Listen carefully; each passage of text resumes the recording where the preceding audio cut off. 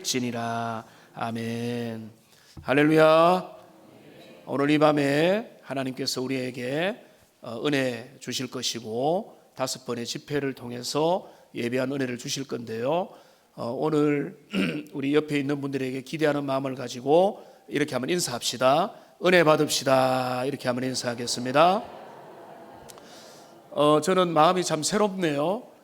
어제 뵙고 오늘 또 뵈니까 자주 보니까 너무 좋습니다. 그래서 오늘부터 해서 우리 귀한 목사님을 통해서 우리 5번의 집회를 통해서 은혜 받겠는데, 우리 김원강 목사님 오늘 첫날이니까 우리 목사님은 이제 서울의 중계 충성교에서 하나님의 사역을 너무 잘하고 계시고, 또한 어머니 기도회를 한국 교계에 많이 펼치시고 아주 대단했습니다. 아마 세계적으로도 수출이 될 정도로 어머니 기도회 세미나를 제가 오래전에 서울의 종계동에 참여한 적도 있거든요. 그래서 그게 쓰임 받으셨고, 또 우리 합신의 총회장도 하셨고, 또 여러 가지 크고 중요한 일들에 귀하게 쓰임 받으셨는데, 무엇보다 하나님의 말씀의 사람으로 이제까지 귀하게 쓰임을 받으셨는데, 저도 이번에 기도로 준비하면서 하나님께서 우리 목사님 어떤 은혜로 목사님을 통해서 우리에게 은혜 주실지 기대하는 마음이 큽니다. 여러분, 사모하는 마음을 가지고 우리가 함께 임하기를 바라는데, 오늘 첫 번째 시간입니다. 위기의 시대에 필요한 것이라고 하는 주제인데요. 우리 목사님 5번의 집회 가운데 풍성한 은혜 주실 것을 기대하면서 뜨거운 박수로 우리 목사님 맞이하겠습니다.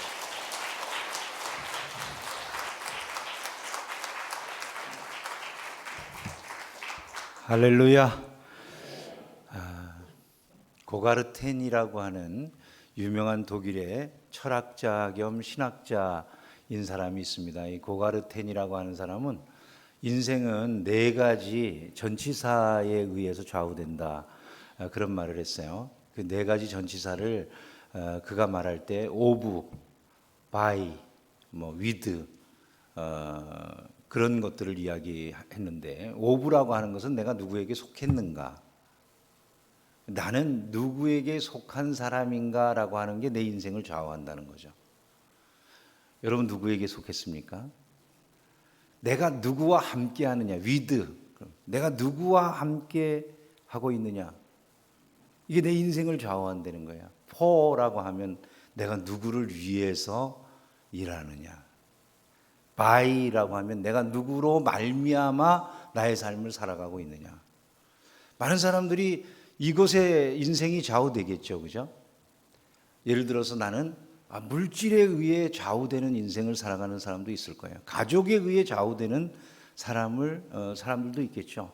여러분, 무엇에 의해서 인생이 좌우되는 사람이라고 스스로를 정의하실 수 있으실까요? 여러분은 무엇과 함께함으로 자기의 인생을 살아가는 분들이라고 말씀하실 수 있을 것 같으십니까? 여러분은 무엇을 위해서, 무엇에 속해서 자기의 인생을 살아간다고 말씀하고 싶으신가요?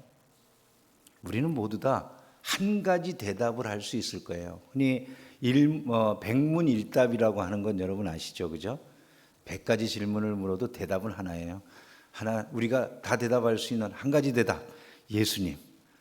우리는 예수님을 위해서, 예수님과 함께, 예수 그리스도께서 원하시는 바를 이루기 위해 예수님에 의해서 충동된 마음으로 우리의 삶을 예수님께 속해서 다 드리는 삶을 살아가는 사람들인 줄로 믿습니다. 그것이 저와 여러분의 삶이 될 때 가장 복되고 가장 아름답고 가장 의미 있는 삶을 살아낼 수 있는 것이다. 여러분, 이런 사실을 믿으시기를 주님의 이름으로 축원합니다. 역시 우리 합신교단은 합신교단이에요. 아멘을 거의 안 하시네요. 제가 부흥회를 다녀보면, 저는 여러 각종 교단의 부흥회를 다 다녀봤지만, 부흥회를 가보면 제일 열정적으로 아멘하는 교단이 되게 순복음 교단이에요. 순복음 교단 분들은 아멘을 마치 뭐 말씀을 하기도 전에 아멘을 해. 제가 손만 이렇게 들어도 아멘 벌써 해. 그래서 제가 거기 순복음교회 가서 집회하면서 느꼈던 게 여기는 집회할 만 난다 그런 생각이 들어요. 왜냐하면 막 한 뭐 교인도 많이 모이지 않은 한 200여 명 되는 순복음교회에 가서 집회를 해도 진짜 이 천장이 날아갈 것 같이 아멘을 하거든요. 거기서 이분들은 뭐 근데 문제가 있긴 하더라고요. 우리 장로교인들은 생각해보고 아멘을 하는데 이분들은 생각 없이 아멘을 하는 것 같아요. 어떤 때는 그냥 무조건 아멘을 하다 보니까 잘못된 말이 나가도 그냥 아멘하는 이런 분위기가 되니까 이제 그건 좀 어색한 부분이 있는데, 그래도 이 아멘이라고 하는 걸 잘하면 좋은 것이 있어요. 한번 생각을 해보세요. 여러분, 우리가 집에서 밥을 먹을 때는 뭘로 떠먹죠? 숟가락으로 떠먹잖아요. 그죠? 숟가락으로 떠서 입에 넣고 잘 소화시켜야 그게 나를 형성하죠. 먹어야 되잖아요. 일단 밥을 구경만 하는 사람에게 이 밥은 영양가가 없죠. 일단 입에 넣고 내가 소화를 시켜야지, 이게 내 속에 다 받아들여야지 그게 내 손톱도 만들고 뭐 머리카락도 만들고 그러는 거잖아요. 혹시 금식해 보셨잖아요. 그죠? 금식해 보면은 한 3일 정도 금식해 보면은 손톱 끝이 도돌도돌해지는 거 느끼셔요? 안 해봤어. 이 금식을 해보면 이제 되게 그런 게 느껴지잖아요. 손톱이 안 자라가지고 나중에 이제 밥을 먹게 되면 그 안 자란 부분이 자라나오면서 만져보면 거기가 오돌도돌해져요. 그러니까 밥을 안 먹으니까 내가 이 마땅히 공급될 영양분이 공급이 안 돼서 안 자란 거잖아요. 밥을 먹으면 그게 자라나오는 거거든요. 그러니까 우리가 손톱도 머리카락도 다 그렇게 먹어서 이제 형성이 되는 거란 말이죠. 그럼 우리도 말씀도 양식이라고 그러잖아요. 말씀도 먹는다고 그러잖아요. 그죠? 말씀을 먹어. 근데 말씀은 어떻게 먹어요? 예? 말씀은 어떻게 먹어요? 들음으로 먹어요. 말씀을 먹는 방법은 다른 게 아니에요. 말씀을 먹는 건 아멘으로 먹는 거예요. 아멘이 뭔가요, 여러분? 아멘이? 공감하는 거잖아요. 그죠? 공감하는. 자, 음식을 구경만 하고 있으면 이 음식이 내게 아무런 영양가가 없어요. 근데 내가 음식을 받아들여서 이 음식과 하나 되면 그것이 나를 형성해요. 그죠? 똑같아요. 아멘이라고 하는 건 공감해서 받아들인 거예요. 자, 말씀이 내 귀에 들려요. 내가 받아들였을까요? 안 받아들였을까요?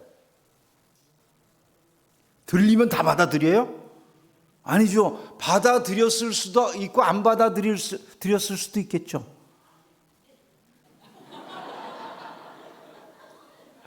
받아들였을 수도 있고 안 받아들였을 수도 있잖아요. 실제로. 그죠? 경계심을 갖지 마세요. 저도 같은 교단 사람이에요. 이 교단에 저도 총회장도 했으니까 뭐 그렇게 경계심 안 가져도 돼요. 어차피 뭐 마음 열고 이제 집회를 해야 되니까. 그리고 또 제가 지금 1시간 때워야 되잖아요. 그죠? 그러니까 시간이 그쪽에 가려면은 이런 얘기를 잘 들어주셔야지 되는 거니까 잘 한번 생각을 해보세요. 자, 여러분, 말씀을 받아들이는 것이 내가 완전히 내 몸속에 쑥 받아들인 게 그게 아멘이에요. 왜냐하면 공감한 거잖아요. 내가 공감을 안 해. 공감을 안 하면은 이게 내 안에 받아들여진 거예요? 튕겨나간 거예요? 자, 생각을 해보세요. 밥이 내 안에 받아들여지진 않았어요. 어떻게 돼요? 잘못된 걸로 나와요. 그죠? 굉장히 배가 아파요. 하나님의 말씀이 내 안에 들여졌는데 아멘이 안 됐어. 내가 공감이 안 됐어. 그럼 말씀을 들을 때 여러분, 예를 들어 강단에서 나오는 말씀을 듣는 사람이 말씀에 아멘이 안 돼요. 그분은 시험에 든 분일까요? 지금 신앙생활이 건강한 상태일까요? 잘 생각해 보세요. 그런 거예요, 이게. 말씀에 아멘을 한다는 게 왜 중요하냐면, 말씀에 아멘을 한다는 건 내가 그 말씀을 지금 받아들이고 있다는 걸 말하는 거예요. 공감합니다. 그런 얘기라고요. 아멘이. 나 지금 그 말씀을 딱 그렇다고 정말 생각해요. 나 그거 딱 공감하는 얘기네요. 이렇게 말한 게 아멘이에요. 근데 그 아멘이라고 하는 것을 우리가 하는 게 당연한 거거든요. 근데 우리 장로교인들은 아멘을 속으로 해요. 그죠? 안 한 거 아니야. 우리가 지금 뭐 여기 강단에서 무슨 말씀 나오면 여러분 아멘 했죠? 근데 이거는 안 했지. 그냥 여기로만 했어요. 여기로만. 아멘 해. 아니, 목사님 나 아멘 했어요. 그러지 마세요. 그 분명히 이거 아멘을 하긴 했는데 문제는 입으로는 안 했어. 근데 우리가 신앙생활을 할 때 입으로 시인하여 하나님께 영광이 된다 그러잖아요. 그죠? 내가 말씀을 들었어. 말씀을 들었는데 아멘은 입으로 시인하는 거예요. 그죠? 내가 입으로 나 저 말씀 맞다고 생각해. 예수님이 우리의 주인이세요.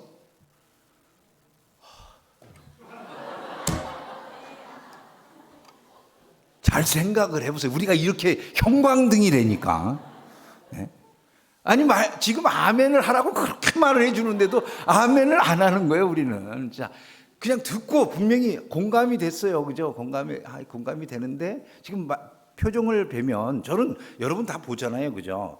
표정을 보면 분명히 저 말이 맞다 이렇게 고개는 끄덕이고 있는데 입술은 딸딱거리질 않아요. 아멘이 안 돼. 이게 우리 합시냐?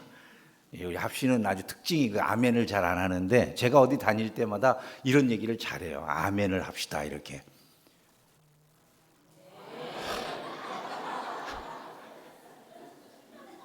이번에 내내 이거 해야 되겠어요. 물론 아멘이나 뭐 우리가 이런 것을 아무데나 하면 안 되죠. 어떤 사람이 초신자인데 이 사람이 교회에서 은혜를 받았어요. 목사님이 말씀하시는데 하나님을 찬양하라고 하는 할렐루야 아멘, 거기에 공감하는 아멘, 이건 너무나 좋은 거라고 말씀을 해주시면서 우리의 일생에 아멘 할렐루야가 있는 이런 삶을 살면 좋다 이렇게 가르쳐 주신 거예요. 그러니까 그 말을 들은 이 그 초신자가 마음속에 아주 그냥 한참 은혜를 받을 때이기 때문에 그 말을 그대로 받아들였어요. 그래가지고 이 사람이 이제 좀 부자라 말이 있었는데 자기가 말을 타면서 말을 이제 훈련시키는데 새 말을 훈련시키면서 이렇게 생각했다는 거예요. 이 사람이 그래 내가 이 말을 기르는 데에도 좀 신앙적으로 길러보자. 그래가지고 이 사람이 말 타면서 보통은 이랴 하면 가고 워 하면 쓰잖아요. 근데 이 사람은 말을 교육할 때 할렐루야 그러면 가고 아멘 하면 쓰게 이렇게 교육을 했다는 거예요. 그래서 할렐루야 하면 가도록 하고 아멘 하면 쓰게 계속 교육을 했더니 말을 들어요. 그래서 이제 한 번은 넓은 들판에 데리고 나가가지고 이제 오늘 한번 신나게 달려봐야 되겠다. 말을 타고서 이제 할렐루야 했더니 말이 달리기 시작합니다. 아주 뭐 흥미로운 생각이 들어가지고 할렐루야 할렐루야 그랬더니 말이 막 달리는 거예요. 기분이 좋아졌어요. 이 사람이 막 최고의 속도로 할렐루야 하면서 달려가는데 갑자기 저 앞에 낭떠러지가 있는 게 생각이 났어요. 낭떠러지가 있으니까 말을 세워야 되겠는데 초신자의 특징이 뭐냐면 잊어버리기를 잘하는 거예요. 세워야 되는데 갑자기 세우는 말이 생각이 안 나는 거예요. 워 하는데 말이 안 서는 거예요. 말은 그냥 계속해서 질주하는데 이 사람이 말 세울 방법을 모르겠는 거예요. 결국 떨어지게 생겼는데 이 사람이 이제 그때 목사님이 해주신 말씀이 생각났어요. 이게 뭐냐 하면 사람이 죽기 전에는 그 영혼을 하나님께 맡겨야 된다고. 그래서 하나님 나의 영혼을 하나님의 전에 부탁드리나이다. 그러고서 예수님의 이름으로 기도합니다. 아멘 했더니 말이 딱 섰어요. 눈을 딱 떠보니까 낭떠러지 끝에 딱 서 있는 거야. 얼마나 기쁜지 할렐루야 그랬대 거기서. 아무 때나 할렐루야 아멘 하면 안 되겠지만 하여간 이번 집회 아멘을 우리가 적절하게 잘하면 은혜가 되는 줄로 믿습니다. 그래도 우리 합신에서 이 정도 아멘 나오는 거 이거 대단한 역사인 줄로 믿습니다. 오늘 말씀을 보면 우리가 이제 한 해를 살아가면서 정말 위기의 시대를 살고 있다는 생각이 들지 않습니까? 위기의 시대. 정말 요즘이 위기의 시대죠. 우리 주변을 바라보면 정치적으로도 위기인 것 같고 경제적으로도 위기인 것 같고 세계의 질서도 예전과는 너무나도 다른 모습으로 변해가는 그런 시대를 우리가 지금 보고 있습니다. 여러분 아시다시피 지금까지는 미국의 절대적인 패권 아래에서 세계가 팍스 아메리카나라고 하는 그런 평화의 시대를 구가하면서 한 30여 년 이상 정말 평화로운 시대를, 냉전 시대가 그친 다음에 평화로운 시대를 구가해 왔는데 갑자기 요즘 뭐 우리가 알다시피 미중 간에 막 다툼이 일어나고, 우리나라는 그동안은 미국이 절대적인 힘을 가지면서 전체적인 세계를 지배하는 그런 상황 속에서 글로벌 시대를 맞이해 가지고 무역을 하고 그러면서 돈도 많이 벌고 우리나라 경제가 굉장히 크게 부상하고 좋아지는 뭐 이런 경험을 했잖아요. 근데 이제 갑자기 모든 게 지금 변하고 있죠. 그야말로 위기라고 말할 수밖에 없는 이런 그 시대를 우리가 뭐 미국 편에 있으면 중국의 눈치를 보지 않을 수가 없고, 중국을 또 우리가 좋아하면은 미국이 우리를 좋아할 리가 없는 막 이런 그 상황 속에서 어떤 결정을 내려야지 과연 우리나라가 제대로 된 결정을 할 수 있느냐, 뭐 이런 고민들, 뭐 온갖 전쟁이 일어나 가지고 세계가 옛날과는 다른 그런 질서 상황으로 막 들어가고 하는 이런 모습을 보면서 다 위기의 시대라고 하는 것을 절감하고 있죠. 여러분은 어떠신지 모르겠어요. 이 대구 지역은 평안하신가요? 대구도 뭐 서울하고 뭐 다르겠어요, 그죠? 대한민국이 다 너무나 작은 공간인데 모두가 다 그런 비슷한 생각들을 하고 계실 거예요. 위기의 시대를 살아가는 신앙인들이 과연 그 시대를 어떻게 승리하며 살아갈 수 있는가? 이것은 우리에게 너무나도 중대한 문제죠. 믿음으로 살아가는 것, 그것이 이 시대에 우리에게 어떤 것들을 요구하고 있는가라고 하는 것, 이것을 살피는 것은 매우 중요한 일이라고 생각이 됩니다. 근데 오늘 본문 말씀을 보면 우리가 너무나도 잘 아는 출애굽 이야기가 나와 있죠. 뒤에서 애굽의 군대가 다시 이스라엘 백성들 출애굽해 가지고 나아가는 이스라엘을 사로잡기 위해서 그들을 덮쳐오는 이런 그 긴박한 상황이 되어 있어요. 이 긴박한 상황 속에서 모든 이스라엘 백성들은 자기네들을 출애굽시키겠다고 그 고생을 하면서 여기까지 이들을 데리고 온 모세나 아론을 원망하고 하나님에 대해서 불평을 드러놓는 이런 상황이 된 거예요. 그 상황은 그야말로 위기 중에 위기인 것이죠. 앞으로 나아갈 수도 없고 뒤로 후퇴할 수도 없는 그야말로 진퇴양난이라고 하는 이런 말이 딱 맞는 상황에 이스라엘 백성들이 처해 있었다는 거예요. 그 위기의 순간을 그들이 어떻게 넘어가는가, 우리가 이런 것들을 살펴보면서 오늘 우리가 접하고 있는 이런 위기의 시대를 우리는 어떤 것으로 극복하며 나가야 되느냐, 이런 걸 좀 같이 생각을 해보려고 합니다. 이 모세 시대에 일어난 이런 그 긴박한 위기 속에서 첫 번째로 우리가 이들에게 배울 수 있는 귀한 교훈은, 이들은 기대감, 특별히 모세는 기대감을 잃어버리지 아니하더라는 거예요. 기대감. 여러분, 신앙생활하다가 어려운 일이 있으면 제일 먼저 사람들이 잃어버리는 게 뭡니까? 소망과 기대를 잃어버려요. 근데 소망과 기대를 버리는 순간에 아무것도 남아있진 않아요. 소망과 기대를 유지하는 것, 이게 얼마나 중요한 일인지 모른다는 것이죠. 이스라엘 백성들은 불평합니다. 원망합니다. 기도조차도 불평과 원망의 기도밖에는 드릴 게 없었어요. 그런데 모세는 하나님을 기대해요. 하나님이 지금 이 위기 상황에서 행할 큰 일이 있습니다. 하나님이 무슨 모세에게 지금 먼저 내가 홍해를 갈라줄게 얘기하신 게 아니에요. 그런 말씀을 하기 전인데도 불구하고 모세는 먼저 하나님이 너희들 앞에서 큰 일을 행하실 거야, 미리 그렇게 선포하고 기대감을 표현하는 것을 볼 수가 있어요. 여러분, 여러분의 심령 속에 이 위기의 시대에 기대감이 늘 함께하기를 주님의 이름으로 축원합니다. 하나님이 일하시는 줄로 믿습니다. 저희 부친의 이야기를 좀 할까 하는데, 저희 부친은 평생 개척교회를 하셨어요. 평생 개척교회를 하셔갖고 뭐 교인들이 조금 부흥될 만하면은 교회가 뭐 갈라지거나 이랬어요. 근데 갈라지는 이유가 다양하더라고요. 제가 개척교회 하시는 부친 옆에서 그 모습을 보니까 교회가 갈라지는 이유가 꼭 나쁘게만 갈라지는 건 아니더라고요. 예를 들어서 처음에 갈라지는 거는 교인이 좀 많아지고 그러는데, 아버님이랑 같이 개척을 하셨던 장로님이 계셨는데 그 장로님이 신학을 하신 거예요. 장로님이 신학을 하시니까 그 당시에는 뭐 작은 신학교들도 많고 그랬거든요. 1970년대 요간만 해도. 그러니까 이제 장로님이 신학을 하고 나시니까 장로님도 이제 목회를 하시겠다고 그러면서 교회를 해서 나가시는 이런 상황이 된 거죠. 나쁜 그런 건 아닌데 문제는 장로님 가족이 너무 많아. 그래가지고 갑자기 교인이 한 뭐 50여 명 이렇게 모이던 교회에서 장로님 가족이 한 20여 명 이렇게 나가서 개척을 하시게 되니까 교회가 갑자기 한 50명에서 30명으로 줄면 교인의 거의 절반이 빠져나가는 거잖아요. 교인이 한참 많아질 때는 신기하게 교회가 힘을 얻는데 줄어들면은 그냥 푹 갑자기 이 기운이 떨어지거든요. 교회가 그냥 완전히 그 힘을 잃고 주저앉는 그런 일이 벌어졌어요. 또 시간이 지나면서 열심히 해가지고 어떻게 교회가 부흥돼가지고 한 뭐 7, 80명 좀 교회가 될 만한데 이번에는 이제 교회가 어느 정도 연조가 되면은 이제 뭐 안수 집사님 투표하고 그러잖아요, 그죠? 투표하는데 이제 기간이 안 됐는데 열심히 있는 몇몇 분.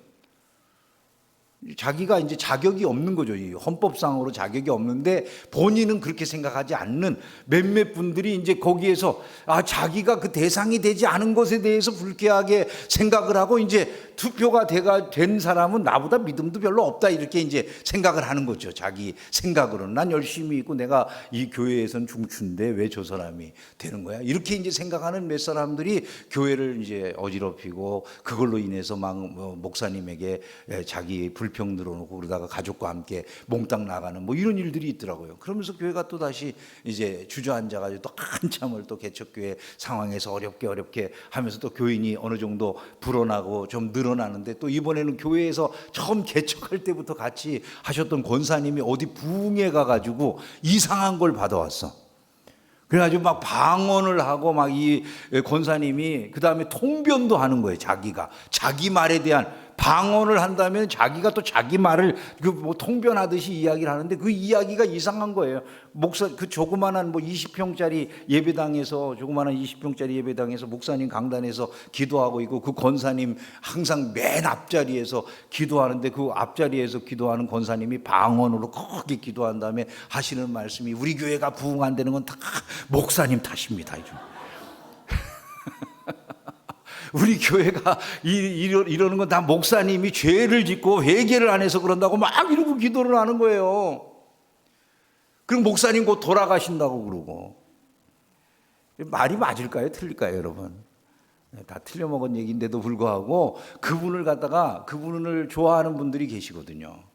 근데 그분이 이제 전도사님이 그 얘기를 듣다가 한 전도사님이 그걸 듣다가 참다 못해가지고 당신 귀신 들렸으니까 당장 회개하라고 또 이제 그 전도사님이 아주 그 굉장히 핏대가 센 분이라 화를 막 내고 야단을 쳤더니 이 뭐 권사님하고 가족들하고 다 시험 들어가지고 또 처음부터 함께 교회를 개척하셨던 권사님이신데 막 그분들이 또 무리지어서 나가고 막 교회가 보니까 하나가 세워진다는 게 얼마나 어려운지 제가 옆에서 그런 모습을 보면서 우리 부친이 그 참 고생하시면서 목회하시던 그런 일들을 생각하면 왜 이렇게 교회가 안 되는가 정말 궁금하다는 생각이 들 정도로 교회가 안 되는 거예요.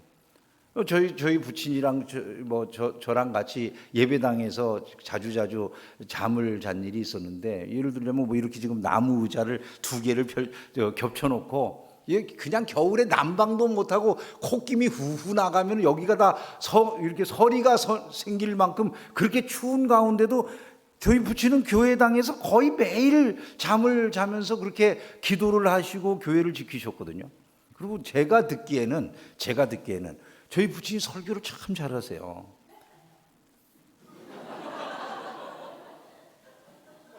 저희 부친이 설교를 제가 듣기엔 너무 잘하시는 거예요. 근데 문제는 교회가 부흥이 안 되는 거예요. 너무너무 어렵게 목회를 하셨어요. 근데 그 부친이 그렇게 목회를 하시다가 이제 어느 날 갑자기 한 20년 이상 그렇게 하시다가 이빨이 다 이렇게 앞니가 4개가 내려앉았어요. 앞니가 4개가 내려앉으니까 말씀을 못 하시는 거예요.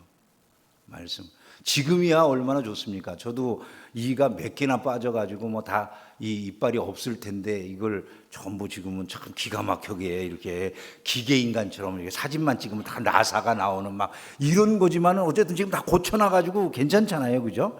근데 저희 부친은 그게 빠져버리니까 그걸 어떻게 할 수가 없는 거예요. 그러니까 설교를 못 하시게 된 거죠. 그래가지고 이제 제가 그 교회를 맡게 됐는데 그 교회를 맡은 다음에 저희 교회가 점점 부흥이 되는 그런 일들이 일어났어요. 근데 저희 부친이 항상 하시는 말씀이 있어요. 그때 너무너무 작은 교회였는데 저희 부친에게서 제가 배웠던 큰 교훈이 뭐냐면 한 번도 저희 부친이요 부정적으로 교회가 안 될 거라는 말씀을 하시는 걸 못 들어봤어요.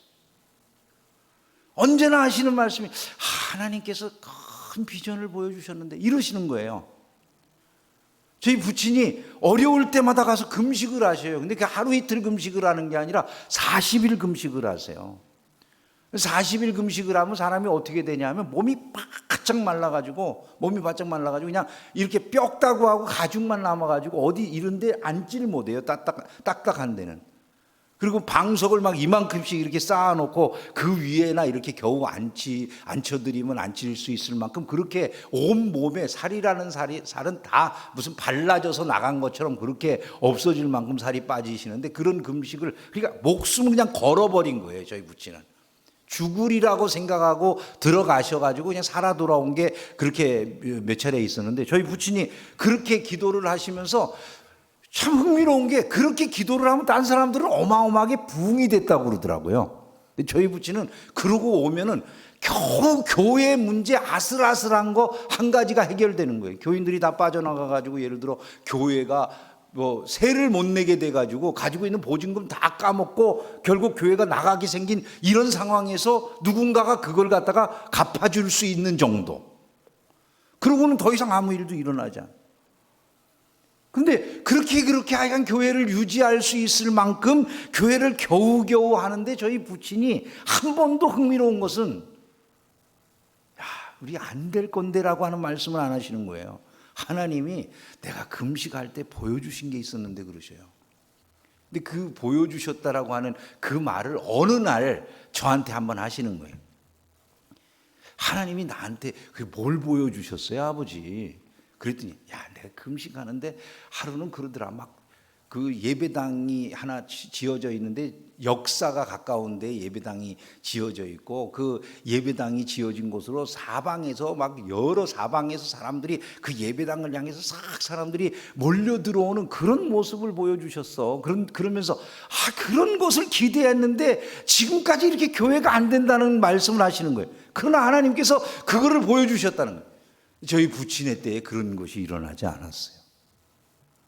근데 저희 부친이 돌아가시던 날이었어요. 저희 부친이 돌아가시던 날이었는데 그날이 이제 추수감사절 날이었어요. 저희 어머니는 추석에 돌아가셨어요. 그 2달 전에. 2달 전에 어머니가 돌아가시고 이제 아버지 혼자 2달을 이제 지내셨는데 추수감사절이 됐어요. 추수감사절이 돼가지고 예배를 드렸는데 교회를 제가 담임하고 난 다음에 처음으로 예배당이 꽉 찬 거예요. 예배당이 꽉 찼어.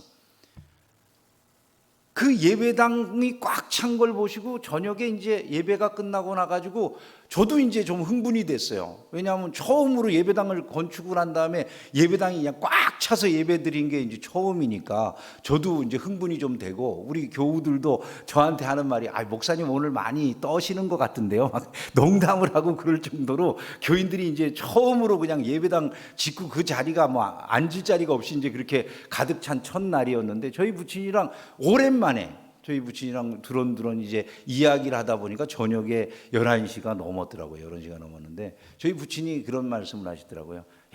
내가 오늘 하나님께서 나에게 이런 광경을 보여주시려고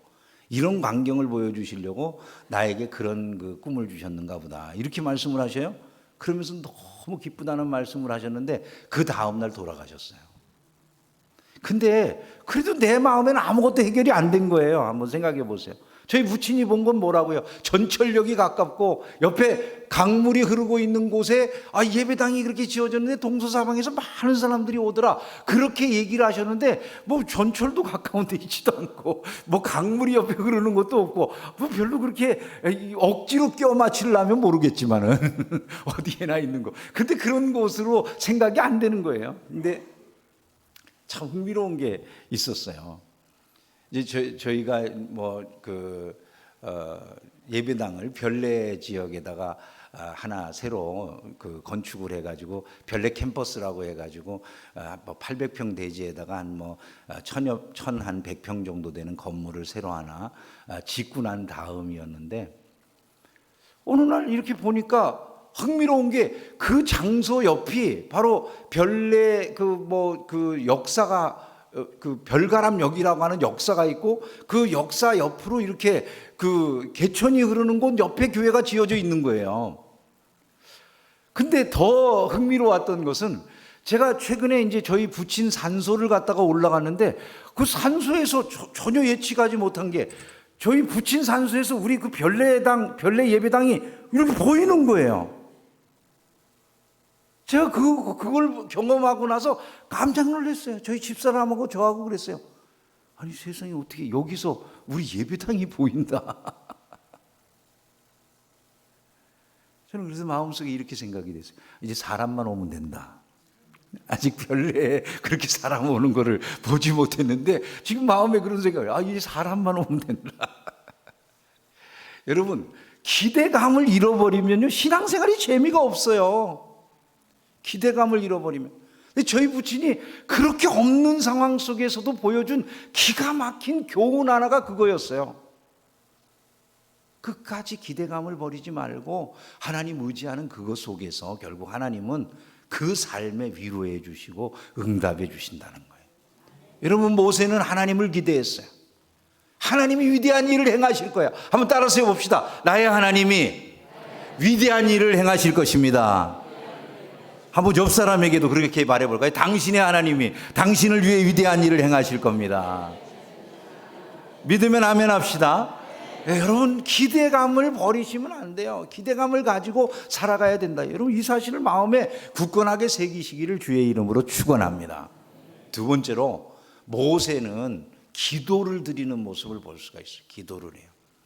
하나님 앞에 기도해. 너는 왜 내게 부르짖느냐? 하나님이 그렇게 말씀하잖아요. 그러니까 모세는 이스라엘 백성들의 불평과 원망을 듣고 있는 그 상황 속에서도 하나님께 계속해서 부르짖고 있는 거예요. 그 마음 속에 하나님을 향한 부르짖음이 계속 있는 거예요. 여러분 우리가 아무리 힘들고 어려워도 위기의 때를 넘어가는 능력이 어디서 나옵니까? 기도에서 나온다는 것을 믿으시기를 주님의 이름으로 축원합니다. 하나님이 다 아시지만 구할 때 주신다고 그러잖아요. 구하는 것이 우리의 삶을 새롭게 하는 능력이 된다는 사실을 우리가 꼭 기억을 해요. 구하라 주실 것이요 찾으라 찾을 것이요 문을 두드리라 그리하면 열릴 것이니 구하는 이마다 얻을 것이요. 여러분 구하는 이마다 얻을 것이요 그렇게 말씀하잖아요. 이럴 때는 아멘을 해야 돼요. 구하는 이마다 얻는. 제가 목회를 하면서 그런 은혜를 참 많이 누렸어요. 예배당을 건축을 했는데 저는 이상하게 예배당 건축하는 것도 위기의 때에만 예배당을 건축하는 재주가 있는가 봐요. 제가 첫 번째 중계동에다가 예배당을 건축했을 때가 1997년이었어요. 이때가 뭔지를 모르세요? IMF였어요. IMF 때 예배당을 건축을 했으니까 얼마나 어려웠을지 여러분 짐작이 되세요?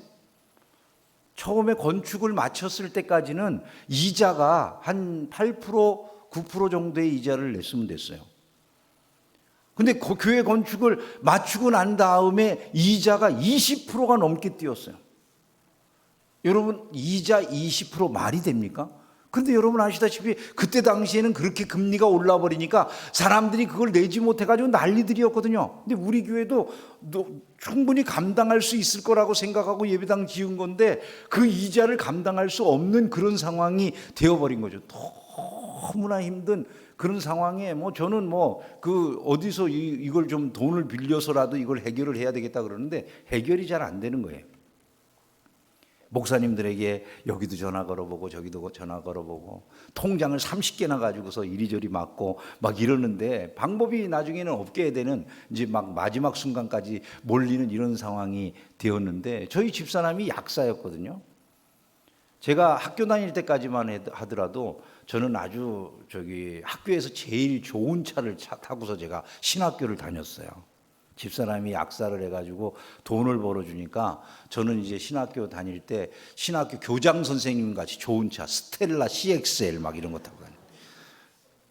학교에 승용차를 타고 다니던 학생들이 그 당시에는 거의 없을 때 저는 승용차를 타고 학교를 다녔는데 제가 이제 전임 사역을 하면서 저희 때만 하더라도 요즘이야 뭐 사람들이 전임 사역을 해도 사모님들이 다 다른 일들을 하시지만 저희 때에는 그런 걸 생각을 못 해가지고 저희 집사람 보고 내가 전임 사역할 때부터는 당신은 약국 그만둬야 된다 그랬더니 또 저희 집사람이 또 말을 잘 따라요. 그냥 약국을 접고 그 전도사 월급으로 전임 전도사 월급으로 생활을 하기 시작했거든요. 근데 교회를 건축하고서 전도사님은 사례를 줘도 담임 목사가 사례를 받을 수가 없는 이런 지경이 됐어요. 이런 지경이 되니까 뭐 어떻게 뭐 살 수가 없으니까 집사람이 자기가 가지고 있는 카드를 긁어가지고 한 달 한 달을 겨우겨우 넘어가는 뭐 이런 상황이었으니까 더군다나 시어머니가 풍으로 넘어져 계신데 시어머니 모시고 살지, 시아버지는 은퇴했는데 한 집에 모시고 있지, 예배당은 건축해가지고 빚은 그렇게 늘었는데 IMF 터져가지고 이자가 그렇게 늘어나니까 살 수가 없는 그런 상황이 되니까 저희 집사람이 예배당에 올라가면 맨날 그 이제 1층에 예배당 1층에 사택을 들여놨거든요. 예배당 2층에 올라가가지고 날마다 얼마나 울고 내려오는지 눈이 그냥 항상 이렇게 불어갖고 내려오는 거예요. 막. 제가 할 말이 없는 거죠. 멀쩡하게 약사하는 거 그냥 내비로 뒀으면은 그냥 먹고 사는 거는 지장이 없었을 텐데 그걸 갖다가 뭐 결국 다 못하게 하고 고생만 시키는 것 같으니까 할 말이 없으니까 저는 아무 말도 못하고 그냥 내비로 두고 보기만 하는 거예요. 근데 어느 날 갑자기 집사람이요. 제가 이제 그 목사님들이랑 월요일 날마다 할 일 없으니까 그냥 등산이나 가고 막 그럴 때였는데 하루는 등산 갔다가 내려왔는데 집사람이 그 예배당에서 이렇게 내려오더라고요. 예배당에서. 그래서 입구에 내가 들어가는 그 입구에 문에서 딱 만났어요. 집사람이 얼굴이 환해졌어요. 그리고 저보고 뭐라 그러냐. 목사님 나 오늘 응답 받았어요. 그러는 거예요. 제가 그 말을 듣고는 일단은 제가 뭐 우리 집사람 얼굴이 환해졌으니까 맨날 눈탱이가 이렇게 밤탱이 같이 부어가지고 내려오던 그런 사람이 얼굴이 환해져가지고 내려왔으니까 일단은 뭐 다행스럽잖아요. 그래서 그래 뭐 좋겠네. 무슨 응답 받았어? 내가 그랬어요. 그랬더니 우리 집사람이 그러는 거예요. 목사님 내가 오늘 응답 받았는데 하나님이 네가 2번 다시는 돈 때문에 눈물을 흘리지 않게 해주겠다고 그렇게 응답을 하셨다는 거야. 남의 얘기니까 아멘을 또 안 하잖아요. 아니 우리 집사람이 그렇게 얘기를 해요. 그러니까 나는 일단 들었을 때 우리 집사람에게 뭐 당신 그 소리가 귀로 그렇게 음성으로 한국말로 들렸어? 이런 거 안 물어봤습니다. 그냥 일단 들었다고 그럴 때 그 말 듣고서는 제가 생각할 때 얼굴이 환해졌으니까 그래 다행이다. 어쨌든 뭐 위로받고 뭔가 좋은 그 응답이 있었는가 보다. 이제 이렇게 생각하고서 잘 됐다 여보. 그냥 그러고 이제 난 지나갔어요. 잘 됐다 여보. 정말 잘 됐다. 그렇게 되면 정말 좋겠다. 저는 마음에 그 당시에는 믿지도 않고 그렇게 되면 좋겠다라고 하는 정도의 표현만 했거든요. 근데 놀라운 일이 진짜로 벌어졌어요. 2주 정도 상간에 교인이 2가정이 등록을 했어요. 2가정이. 새로운 교인이 2가정이 등록을 했는데 이 교인들이 헌금을 하기 시작하는데 매 주마다 2가정이 번갈아 가면서 헌금을 하는 거예요. 번갈아 가면서. 한 사람이 헌금을 하고 또 이분들은 꼭 헌금 봉투에다가 또 액수를 써. 이게 얼마라고 꼭 그것도 수요일 같은데 혼자 내는 이런 헌금, 주일날 이렇게 한꺼번에 내는 그런 헌금이 아니라 별도로 헌금을 이렇게 그분들이 해요. 근데 이렇게 보면서 내가 깜짝깜짝 놀래. 말은 안 하지만 이거 밝히고 뭐 이렇게는 안 하지만 나는 보잖아요. 이게 자기네들이 겉에다가 썼으니까. 여러분 우리 교회가 그 이후에 1년 만에 헌당을 했어요. 할렐루야. 그리고 제가 지금까지 진짜 한 번도 우리가 부유하게 살아본 적은 없어요. 근데 단 한 번도 돈 걱정을 안 해봤어요. 돈 걱정을 안 해봤어요. 우리 애들 뭐 대학원까지 다 공부시키고 그러면서 또 우리가 이번에 예배당을 갖다가 한 근 100억 들여가지고 110억 정도 들여가지고 예배당 그 별내 캠퍼스를 건축하고 그럴 때에도 그 어려운 이 팬데믹 기간 동안에 단 한 번도 돈 걱정을 해보지 않고 예배당이 다 완공되고 지난 1월 말에 우리가 그거 다 헌당을 했어요. 너무나 놀랍게 지난 그 목회하는 내내 한 번도 돈 걱정을 안 하도록 진짜로 응답이 온 거예요. 제가 어디 가든지 이 말을 해요. 이걸 무슨 자랑하기 위해서 한 거나 그런 게 아니라 하나님이 실제로 살아계시다는 거예요. 여러분.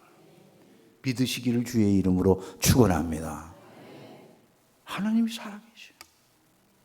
그분이 우리의 기도를 들으세요. 기도를 들으세요. 우리에게 기도하라고 하는 건 그냥 하라고 하는 게 아니에요. 저희 집사람도 그래요.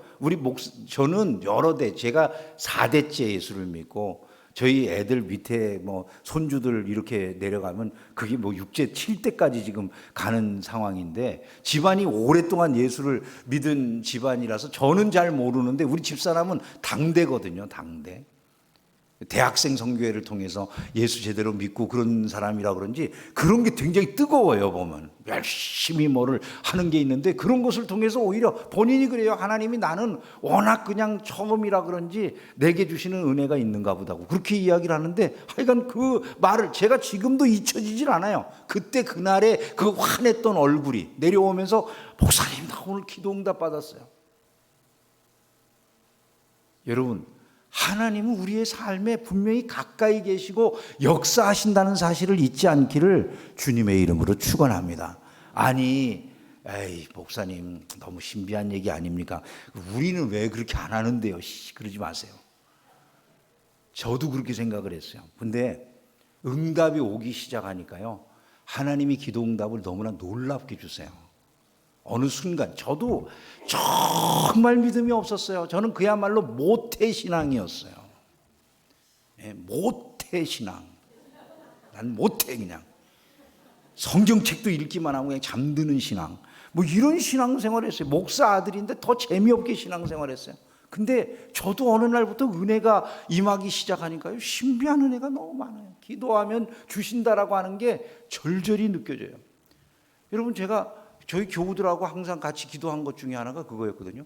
아니 하나님, 우리 교회도 누군가 하나 정말 뭐 빌딩도 이렇게 헌금하고 그런 교인은 없을까요? 그랬어요. 우리 교인들 중에는 부자가 없어요. 근데 우리 교인이 아닌 분이 저를 찾아와 가지고 하루는 저기 그 가서 우리 딸 주례 좀 해달래요. 제가 가서 그분 딸 주례를 해줬어요. 그랬더니 6층 빌딩을 저한테 줬어요. 들어보셨어요, 여러분? 실제로 6층 빌딩을 저한테 줬어요. 와가지고 그냥 목사님 예배 드리면서 설교 두어 번 듣고 이 교회에다가 그거 드리면 좋겠다는 생각이 났대요. 그래서 저한테 개인적으로 만나자고 그러면서 그 일식 사주고, 오늘도 일식 사주시대 정말. 일식 사주고 난 다음에 빌딩을 줬어요. 6층짜리 빌딩을. 그게 지금 우리 교육자들 사택으로 쓰는 공간이에요. 여러분, 하나님이 기도 응답을 안 하신다고요? 아니요. 주기 시작하실 때는요, 그냥 막 주세요. 막 주세요. 그 기간을 넘어가셔야 돼요. 저는 그거를 너무너무 잘 못 기다렸었어요. 너무너무. 우리 아버지가 말하고 그러실 때도 의심만 했었어요, 사실은. 제가 늘 그런 얘기를 해요.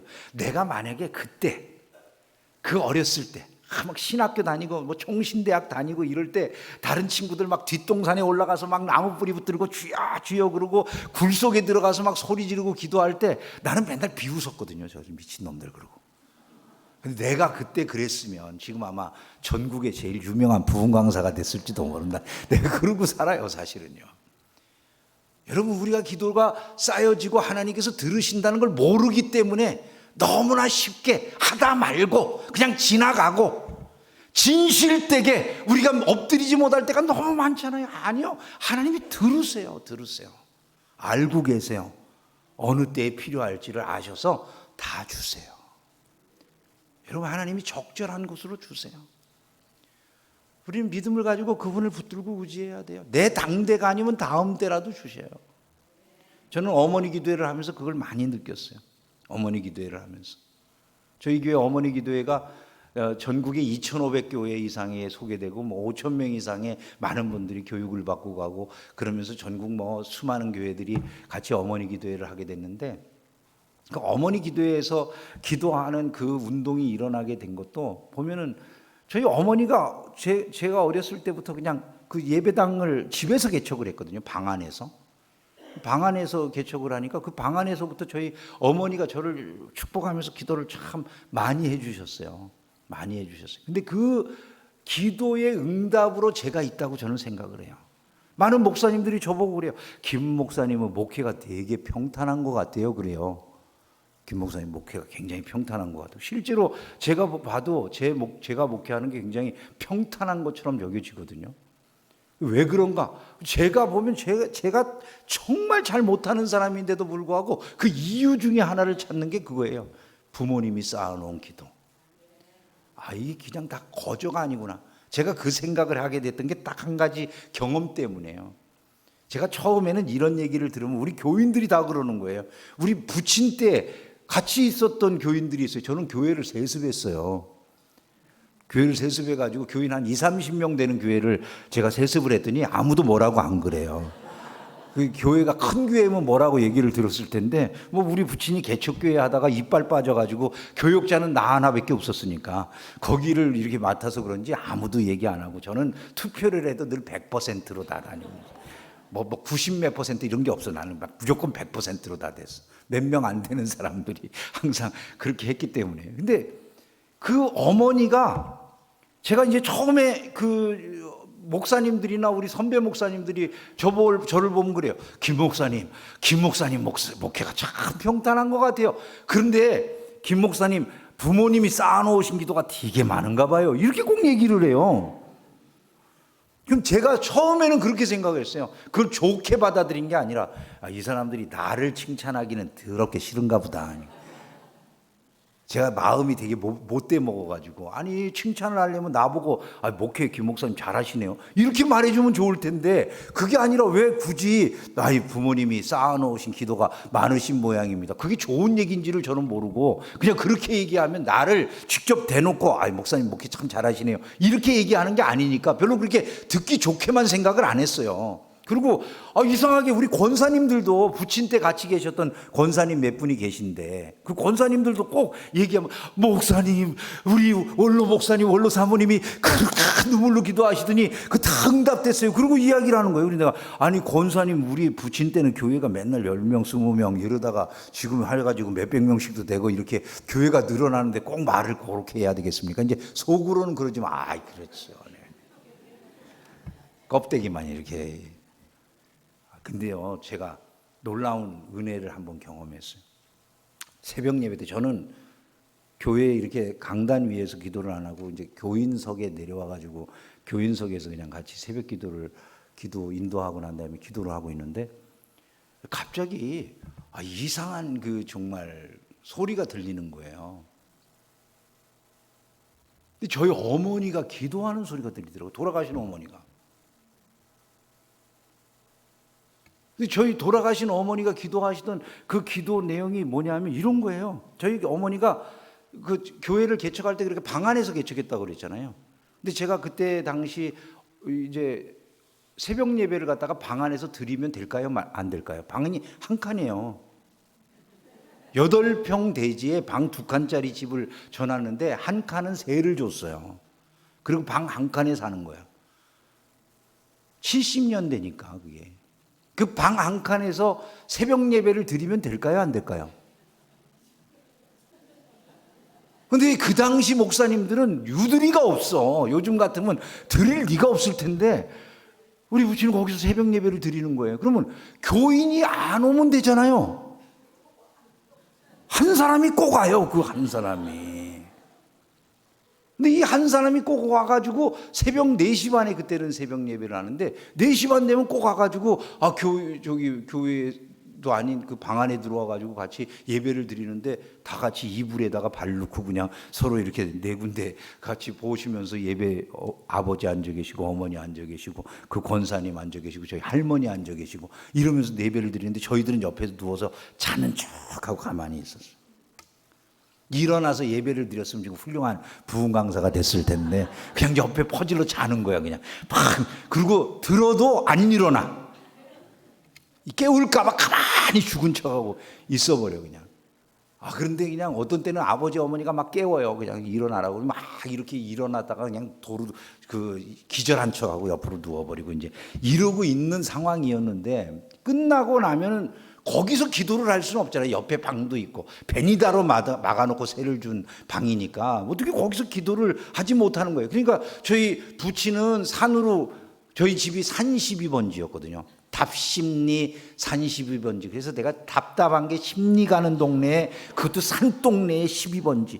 늘상 이렇게 얘기하는데 거기에 살 때니까 그 산 12번지에서 저희 부친은 산으로 기도하러 올라가셔요. 그리고 권사님 한 분 오시던 분 그때 당시 집사님이셨는데 그 집사님은 자기 집으로 기도하러 가시고 저희 모친이랑 할머니가 남아 계시는데 모친이랑 할머니는 집안에서 이렇게 기도를 하셨거든요. 어머니가 항상 저희들을 위해서 기도하는데 그냥 기도를 하지 않고 이상하게 머리를 잡고도 기도하고 우리 어머니 이상하게 뺑뺑 돌면서 손을 잡고도 기도하고 발을 잡고도 기도하고 어떤 때는 그렇게 기도를 하시는 거예요. 근데 느낄 때도 있고 못 느낄 때도 많은 거예요. 잠들어 있으면 못 느끼고 깨 있으면 느끼는 거예요. 근데 어느 날 우리 어머니의 기도를 처음으로 느꼈어요. 근데 그날 보니까 우리 어머니가 그렇게 우시는 거예요. 손을 붙잡고서 제 손을 붙잡고. 근데 느낌이 온 게 왜 그러냐면 우리 어머니 눈물이 떨어지는 거예요.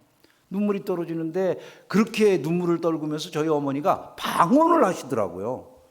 70년대 장로교회는요 방언을 하면 안 됐어요. 저희 부친이 방언을 못하게 하시는데 가만히 보니까 저희 어머니가 몰래 아버지 없을 때만 방언을 하시는 거야. 보니까. 근데 어머니가 충청도 청주분이신데 방언을 보니까 청주분의 방언은 특징이 있더라고요. 느려. 진짜 충청도 방언도 느리더라고요. 근데 저희 어머니가 방언을 천천히 하고 우리말을 하고 그 권사님이 아까 말했던 권사님이 하듯이 그렇게 기도를 하시는데 우리 어머니 기도 내용이 이상해요. 뭐라고 기도를 하시면 우리 어머니가 이렇게 기도하더라고요. 하나님, 우리 장남 원강이가 교만해서 망하게 생겼습니다. 우리 장남 원강이를 불쌍히 여겨주세요. 이러고 기도를 하는 거예요. 제 손을 붙잡고 눈물을 뚝뚝 떨어뜨리면서 기도하시는 어머니의 내용이 그거예요. 우리 장남 원강이가 교만해서 망하게 생겼습니다. 하나님, 우리 장남 원강이 좀 살려주세요. 이런 기도를 하시는 거예요. 눈물을 뚝뚝 떨어뜨리면서. 근데 제 생각에 그때 우리 어머니 기도를 들으면서 어떤 생각이 나냐면 이런 생각이 나요. 아니 우리 어머니는 기도도 이상하게 하네. 아니 축복하는 기도를 하면 모르지만 아니 하나님께 무슨 고자질을 하듯이 우리 장남 원강이 교만해서 망하게 생겼다고 이렇게 기도를 하면서 아니 해필이면 왜 하나님한테 좋지도 않은 얘기를 저렇게 하셔. 그리고 내가 교만할 게 있어야지. 이 8평 대지에 방 2칸짜리 집에 학교를 갈 때도 계란 한 번을 못 넣어가고 맨날 김치나 싸가지고 도시락통 흔들어서 먹는 사람이 뭐 교만할 게 있다고 나보고. 우리 어머니가 이해가 안 되더라고요. 그때 당시에요. 그렇게 어머니가 기도를 하시고. 근데 제가 그 강단 요 앞에서 기도를 하고 있는데 우리 어머니가 울면서 그 기도하시던 소리가 들리는 거예요. 머리를 꽉 하고 뭐가 때리는 것 같았는데 그 소리가 들리는 거예요. 그러면서 제 안에 깨달아진 게 이거였어요. 내가 목회를 하고 있는 동안에 나를 잡아주는 이 힘들이 그 이전에 쌓아놓은 기도들이었구나라고 하는 게 깨달아진 거예요. 여러분이 드리는 기도가요, 당대에 안 이루어진다고 절망하지 않기를 주의 이름으로 축원합니다. 하나님은 들으시고요, 다 적기에 필요할 때에 모든 것을 주시더라. 저는 어머니 기도회를 그렇게 해서 적극적으로 펼쳐나가게 됐고 오늘날 많은 데이 어머니 기도회가 펴졌어요. 수많은 어머니들이 눈물로 기도하시면서 자녀들의 응답을 받는 이런 그 경험들을 하고 있어요. 올해도 저희 교회 아이 하나가요. 저희 교회 고3 아이들 한 20명밖에 안 되거든요. 고3 아이 20명 중에 한 아이가 서울대 의대 갔어요. 놀라질 않으시는데 이게 엄청나게 어려운 일이거든요. 이게 작은 교회에서 일어나기가 쉽지 않은 일이에요, 사실은요. 근데 희한해요. 희한하게 하나님이 은혜를 주셔요. 저는 그게 꼭 실력이다, 능력이다라고만 생각을 하진 않아요. 그래서 그게 간증거리라고 생각하기 때문에 말씀을 드리는 거지 자랑거리라고 해서 말씀드리는 게 아니에요. 하나님이 살아계셔서 별의별 기도도 다 들으신다, 저는. 여러분, 기도하는 것이 위기의 시대를 넘어가는 능력이 됨을 믿으시기를 주님의 이름으로 축원합니다. 하나님은 살아서 기적을 행하시잖아요. 기도를 들으셨어요. 하나님 어떤 일들을 이루셨습니까? 홍해를 갈라주셨어요. 그들의 삶에서 문제를 제거해 주시고 기적을 통해서 그들의 길을 인도해 주시고 그들을 위로하시고 격려하시고 구원의 길을 활짝 펼쳐주시는 거예요. 우리의 삶에도 이러한 일들이 일어난다, 이런 사실을 우리가 알아야 되는 것이죠. 그러므로 깨어서 기도하며 기적을 기대하며 살아가는 믿음의 사람들이 되시기를 주님의 이름으로 축원합니다. 한번 우리 찬양할까요? 기도하자 우리 마음 아파요. 아멘. 기도하자 우리 마음 아파요. 할렐루야 아멘. 할렐루야 아멘. 기도하자 우리 마음 아파요. 할렐루야. 여러분, 기도하는 가운데 하나님의 기적을 맛보게 되시기를 주의 이름으로 축원합니다. 길을 인도해 주세요. 저는 확실하게 믿고 있어요. 저는 여러분도 그런 믿음을 가지고 계시리라고 믿습니다. 우리가 믿음의 자리에 나아갈 때 두려움, 걱정, 염려, 안 된다는 생각들, 이런 것들이 자꾸 우리 발목을 잡아당겨요. 이런 것들을 우리가 물리쳐야 돼요.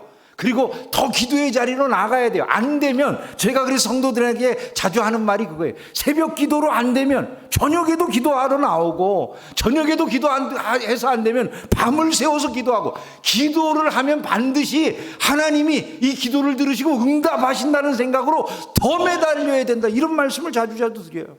예전에 어느 그 분이 한번 간증을 하더라고요. 자기가 기도를 하는데 하도 응답이 없어가지고 아주 그냥 생명을 걸고 기도하리라고 옛날 삼각산 바위 위에서 기도하는 사람들 많이 있었거든요. 저도 어렸을 때 부친을 따라서 삼각산에 올라가 보면 그 삼각산 바위에 올라가는 그 길이 예전에는 평창동 거기에서 올라가는 게 쉽지가 않았어요. 근데 바위 위에 올라가 보면 막 천에 낭떠러지예요, 낮에 보면은. 근데 사람들이 랜턴 하나 켜고 한밤중에 거기를 가가지고 기도하는데, 거기서도 제일 사람들이, 간절한 사람들이 가서 기도하는 데가 어디냐면 거북바위라고 하는 데가 있어요. 바위가 이렇게 거북이 목처럼 나가 있는 데가 있는데, 거기 꼭대기 가가지고 그 목을 붙들고서 사람들이 기도를 하는, 그때는 그야말로 그냥 아주 생명 걸고 기도하는 그런 사람들이죠. 근데 여러분, 그런 분들이 다 응답 받았다고 간증을 해요. 거기 올라가서 그렇게 기도하다가 자기의 모든 그 삶이, 떨어진 커리어들이 회복되고 자기의 삶이 이와 같이 하나님의 은혜 가운데 나아졌다고 간증하는 이런 사람들이 너무 많았어요. 우리는 오늘날 그런 전투적인 정신을 많이 잊고 살아요. 그렇죠? 우리가 새벽에 옛날처럼 나와서 옛날 어머니들처럼 기도합니까? 옛날 어머니들 어떻게 기도하셨습니까? 제가 지금도 생각나는 게 그런 거거든요. 우리나라 그렇게 가난했던 시절, 저희 할머니 같은 경우에 예배당에 이런 좋은 의자가 어디 있었습니까? 가마떼기 깔아놓고 그냥 예배 드리던 그런 시절에 방석 하나 놓고 한겨울에 그 추운 데에도 그냥 목탄 난로 같은 거 겨우 피워놓은 그 예배당 한가운데 그 많은 사람들이 빽빽하게 다 엎드려가지고 새벽에 8시 그 이후까지, 할머니가 아침밥을 들으러 오시지 않으면 어머니가 저를 보내가지고 예배당에서 항상 할머니를 모셔오게 했어요. 그러니까 8시, 아침 4시 반에 새벽 예배 시작해가지고 8시가 넘도록까지 계속 기도하고 계시는 거예요. 그때 당시 노인들. 그렇게 기도한 결과가 오늘의 대한민국인 줄로 믿습니다. 여러분, 이런 생각 여러분 안 드세요? 오늘날 대한민국의 이 번영이 어디에서 비롯했다고 믿으세요? 하나님의 은혜잖아요. 그 하나님의 은혜는 무엇으로부터 나온 것입니까? 우리들이 그토록 안타깝게, 그토록 절박하게 그렇게 하나님 앞에 엎드려서 기도할 때 나온 거잖아요. 근데 오늘날 그런 기도의 정신들이 우리 가운데 있을까요? 우리는 그냥 편안하게, 너무나도 편안하게 그냥 살만 하니까 하나님 주셔도 되고 안 주시면 뭐 그냥 그런 대로 살게요. 정말 절박하면은 우리가 그렇게 하겠습니까? 아닙니다. 하나님 앞에, 제가 그래서 성도들에게 그래요. 아니, 새벽 예배 나왔는데 목사님 새벽마다 기도하는데 기도가 응답이 없네요. 그럼 그걸로 그래서 목사 보고 어떻게 하라고요? 네? 저녁에도 나와서 기도하고, 그것도 안 되면 낮에 지나가다라고도 기도하고, 하루 종일 그것도 안 되면 금식하면서 기도하고, 하나님 앞에 기도가 바로 하나님이 기뻐하시는 일이라는 사실을 우리가 마음속에 생각을 해야 된다는 것이죠. 그것이 엎드림이라는 거죠. 여러분, 기도가 뭡니까? 엎드림이잖아요. 하나님 앞에. 하나님 앞에 낮아짐이잖아요. 당신이 필요합니다. 나는 당신이 없으면 살 수 없습니다. 겸손함이잖아요. 기도가 없으면 우리는 어쩌면 스스로 만족하고 있는 것일지도 모르죠. 나는 괜찮아. 이대로도 뭐 아무 문제 없어. 살아갈 수 있어. 하나님 아니어도 난 돈이 나를 살려줄 수 있고, 내가 얼마든지 하나님 없어도 뭐 충분하게 이 세상 이 정도로 은혜 누리면 그냥 충분하게 살아갈 수 있는 거예요. 여러분, 그렇게 됐다고요? 아닙니다. 신앙생활이 더 뜨거워지는 자리로 나아가기를 주의 이름으로 축원합니다. 저는 이번 집회가 여러분, 우리 이 동훈교회 안에 기도의 불이 지펴지는 집회가 되기를 주의 이름으로 축원합니다. 성도들이 집회가 끝났는데 옛날하고 똑같다면 그 집회를 한 것이 무슨 의미가 있을까요? 잠시 뭐 좋은 얘기들 들으면 그걸로 뭐 굉장한 일이 일어나는 겁니까? 그런 것이 아니죠. 우리의 생활 속에 이런 변화가 구체적으로 일어나야 되는 거예요. 좋은 목사님들 와가지고 동서사방에서 사람 좀 나왔다가 또 싹 가버리고 그러면 무슨 특별한 일이 있습니까? 그런 것이 없습니다. 문제는 우리의 생활에 정말로 변하는 면들이 나타나야 되는 것이죠. 기도의 습관이 바뀌고, 예배에 모이는 모임이 달라지고, 하나님을 바라볼 때 경외하는 심령이 생겨서 그분 앞에 두려워 떠는 심정으로 낮아지는 이런 자세들이 우리 안에 나타난다면 그게 부흥이고, 그게 바로 이 동훈교회 앞날을 여는 능력이 됨을 믿으시기를 주님의 이름으로 축원합니다. 하나님이 기적을 행하셔요. 기도를 들으신 하나님이 기적을 행하셔요. 이러한 역사가 일어날 때 신앙생활이 행복이에요. 신앙생활이. 이 살맛이 나잖아요. 예수 믿는 기쁨이 있잖아요. 예수 믿어서 너무 좋다 이런 말이 저절로 나와야 되는데, 교인들 얼굴 표정 딱 봐도 예수 믿는데 좋은 게 하나도 없어 보여. 애들이 다 알아. 우리 엄마 아버지가 예수 믿어서 좋은지 안 좋은지를 다 알아. 얼굴 보면 알잖아요. 엄마 아빠가 집에서 하는 거 보면 알잖아요. 맨날 싸워. 그냥 찌그락찌그락. 자식들이 그런 걸 보면서 어떤 생각을 할까요, 여러분? 예수 믿는 게 정말 좋아? 하나도 재미없는데? 아니요, 우리가 정말 예수 믿는 게 좋아야죠. 나는 행복합니다. 나는 행복합니다.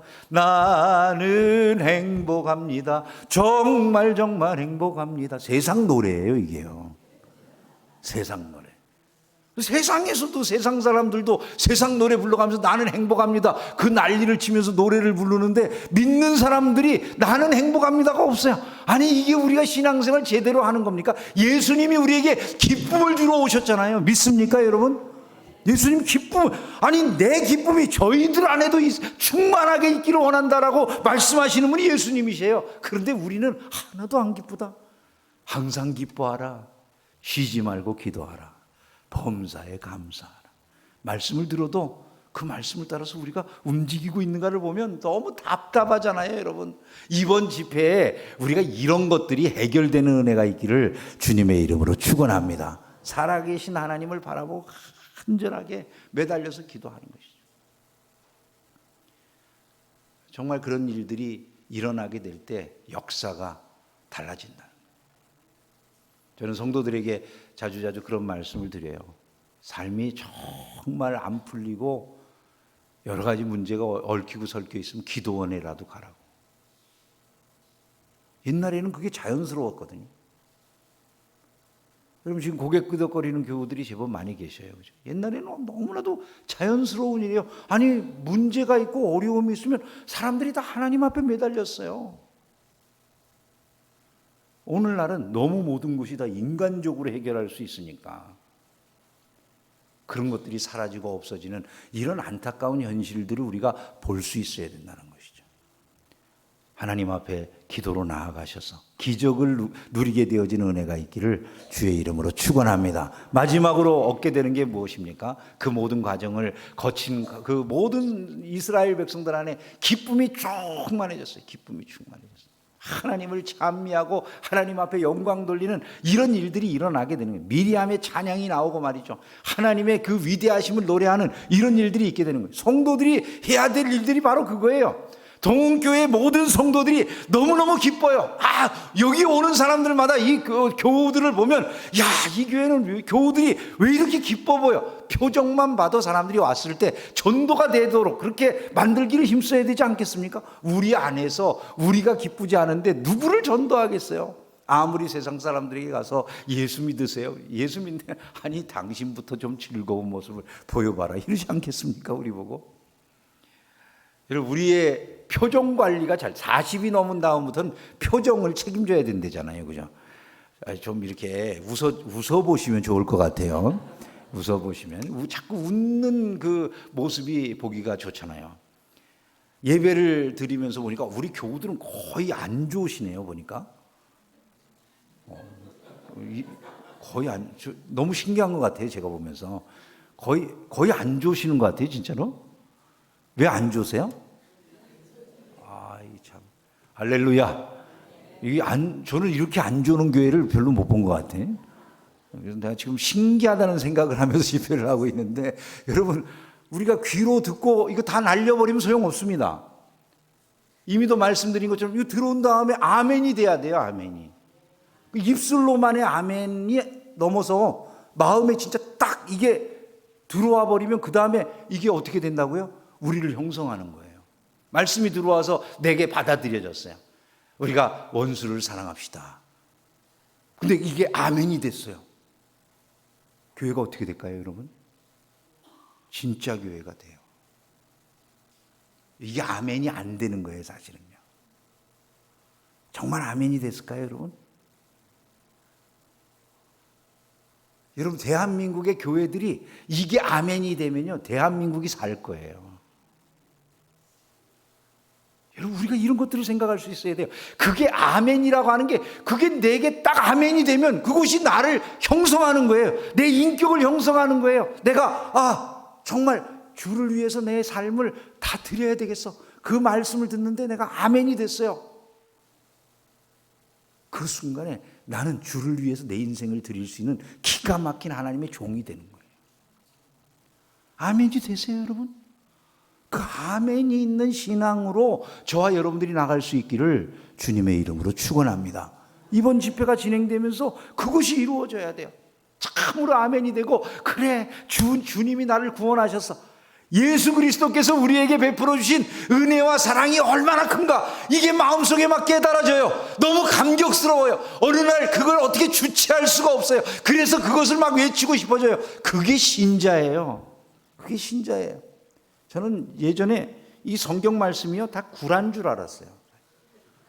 왜냐하면 이 성경이 그렇게 써 있더라고요. 이게 이 하나님의 말씀이요, 꿀과 송이꿀보다 더 달도다, 이래 놨더라고요. 근데 제가 읽어보니까 석 장을 못 넘기겠어. 읽으면, 그냥 가정에서 늘 가정 예배를 드렸거든요. 저희 부친이 가정 예배를 늘 드리니까 그냥 뭐 좋든 싫든 예배를 드려요. 저희 할머니가 살아계실 때에는 보통 할머니는 손님만 오면 불러요. 제 이름을 갖다 저희 할머니는 발음도 이상하게 원갱아 그렇게 불러요. 근데 제가 불러서 가보면은 예배 드리자 그러면 꼭 손님이 와 있어. 그 손님이 오면 저희 할머니는 기도 시간이 1시간이야. 그냥 그 손님 놓고 기도해 주는 시간이 1시간이에요, 저희 할머니. 그 예배 시간이 되면 말이죠, 저희 할머니가 부를까봐 아주 그냥 공포심이 생겨, 도망가야 돼. 그렇게 예배를 드리면서 성경을 읽고 아무리 읽어도요, 이게 재미가 없어요. 이게 전부 졸린 책이에요. 그래서 난 이게 성경의 꿀과 송이꿀보다 더 달도다라고 하는 말은 굴한 줄 알았어요. 근데 제가 이 말씀을 전하는 사람이 되리라는 거는요, 꿈에도 몰랐어요. 은혜를 받으니까요, 이 말씀이 하나가 다 구슬이 꿰인 것처럼 마음에 들어와요. 여러분, 말씀이 우리 안에 들어와서 우리를 형성한다라는 것을 늘 기억하셔야 돼요. 하나님의 기쁨이 이 교회 안에 충만해서 이번 집회가 진행되는 동안 여러분의 심령 속에 주시는 그 하나님의 은혜로 인해서 여러분들이 감격하고 기뻐하고 하나님께 노래하게 되어지는 역사가 있기를 진심으로 소망합니다. 이번 집회는 그런 것을 위해서 예비되었다라는 생각을 꼭 하시고 주변에 좀 알려주세요. 김원광 목사는 유명하지 않죠, 그죠? 원광 법사는 유명한데 김원광 목사는 별로 유명하진 않아. 그래가지고 사람들이 제 이름을 들으면 주로 스님인 줄을 알아요. 어디 가서 얘기를 하면 김원광입니다. 그러면 스님인 줄로 많이 아는 경우들이 있는데, 제 이름에 보니까 실제 그 스님 이름이 김원광 스님이 많이 계시더라고요. 제가 깜짝 놀란 적이 있었는데, 이 이름도 잘 알려져 있지 않지만 은혜는 그렇게 해서 받는 게 아닙니다. 우리가 말씀을 우리의 심령 속에 잘 받아들이면 그것이 은혜가 되는 거예요. 시끄럽게 떠들고 하는 것으로 되는 것이 아니라 말씀에 진짜 아멘이 있어야 돼요. 오늘 말씀 생각한 것 4가지 다시 한번 정리해 봅시다. 뭘 가져야 된다고요? 기대감. 예. 두 번째로 기도해야 된다.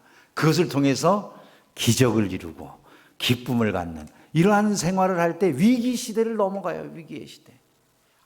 아무리 세상에 위기가 있어도요, 결국 그걸로 넘어온 거예요. 대한민국처럼 위험했던 나라, 대한민국처럼 힘들었던 나라, 여러분 대한민국처럼 세계에서 가난했던 나라가 어디 있습니까? 제가 지금도 어렸을 때 생각해 보면요, 정말 가난했거든요.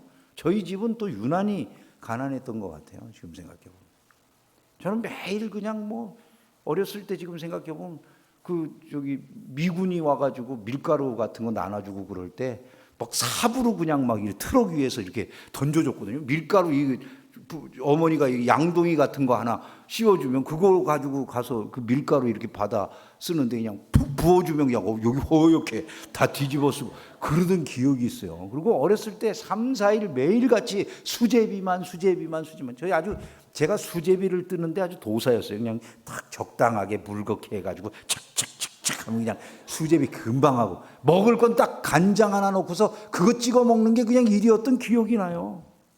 어렸을 때 매일 저희 어머니가 닭발을 해줬어요. 닭발 잘 먹지도 않고 징그럽다고 하는 건데 저희는 단백질을 취할 게 고기를 못 먹으니까 닭발은 버리니까 가서 닭발 어머니가 가져다가 그 닭발 삶아줬어요. 맨날 그 닭발을 갖다가 발골하는데 제가 1인자야.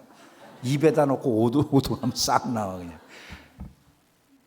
여러분 얼마나 가난하고 어려웠습니까? 대한민국. 지금 여러분 이런 걸 생각이나 할 수 있습니까? 모두가 다 자가용을 타고 모두가 그래도 어느 정도 들어가서 거주할 만한 집이 있고 세상에 여러분 지금 세계로 나가보니까요 우리나라처럼 잘 사는 나라가 별로 없어요. 여러분 뭐 아마 동남아시아 여행해 보신 분들은 동남아시아 가서 태국이나 이런 데 뭐 아이고 되게 못 산다 이렇게 생각하시니 그 옛날에 그 나라들이 우리보다 훨씬 잘 살았잖아요. 필리핀이 우리나라 돈 줘가지고 장충체육관 줬다고요. 그렇게 못 살고 원조 받던 나라인데 우리가 지금 그 나라들 다 불쌍히 여기잖아요. 여러분 얼마나 놀라운 일이 일어났습니다. 이게 기적이잖아요. 그러면 대한민국이 다 기뻐졌어야 되는데 하나도 기쁘지 않잖아요. 뭔가가 잘못되어 있는 거죠. 이게 신앙의 근본으로 안 돌아가서 그래요. 우리는 하나님께 복 받았는데 복 받은 그 근원을 잊어버리니까 기뻐해야 될 이유도 모르는 것 같아요. 아닙니다. 다 기쁘고 즐거워하며 감사해야 될 일이라는 것을 잊지 말아야 될 줄로 믿습니다. 그 자리에 돌아가 그분의 영광을 찬양하며 기뻐하는 이번 집회 되기를 주의 이름으로 축원합니다. 우리 같이 찬양하도록 하겠습니다. 괴로울 때 주님의 얼굴 보라 하는 찬양 함께